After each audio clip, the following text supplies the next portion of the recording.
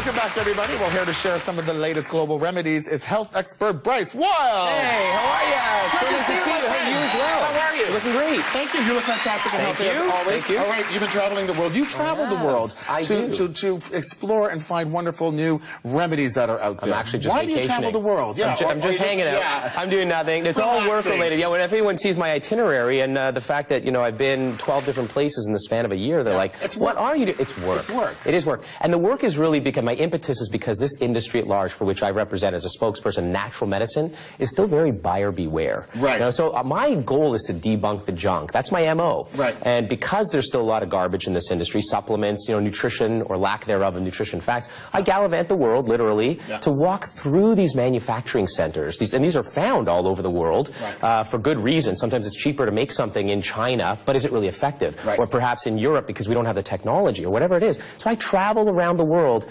walking through, literally, these manufacturing centers to do due diligence to bring back to North America to share with all these wonderful people what works, what doesn't. So what's the first country you want to talk about? Oh, you have so many things to talk about, but Malaysia, probably one of the most intriguing countries that I've been to. And, you know, one of the reasons I've been to Malaysia was to really follow up on some of the things that I was talking about in the media, and that was red fruit palm oil. Now, let's distinguish between palm oil and red fruit palm oil, because palm oil is found in those puffy, you know, treats that we like to consume in North America. Those are not healthy for you. But the palm fruit's really interesting. There I am, you know, going in are you doing a tour? Yeah, well, I'm going all. I'm in Sabah here. So Sabah is in the northern province of Malaysia, and it's a beautiful place where I really wanted to see if whether or not, you know, there was any deforestation practices for this monoculture that they have there of palm oil, but to make sure everything was, you know, eco-friendly in their practices, and that the wildlife, in particular in Sabah, was not being, you know, killed off or herded out or abused. Exactly. And the reality is that they're not. So let's talk about the palm oil and then the difference between the two. Yeah. So palm, you know, is a magnificent fruit. So within the palm fruit, and you're looking at a cluster of palm fruits there.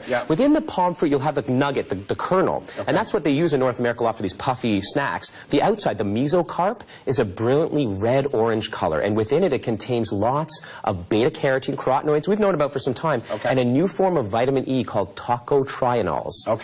Now, there's a wonderful doctor and a whole group of people around the world studying this, but in particular, Dr. Chandan Sen, who's recently been, you know, funded over $25 million just by the National Institutes of Health for stroke and its effects post-stroke alone. So rehabilitation from stroke, prevention of cardiovascular disease, prevention of radiation and harmful effects of radiation exposure, and of course, you know, prevention of things like cancer. So unbelievable effects from these tocotrienols that come from red fruit palm oil.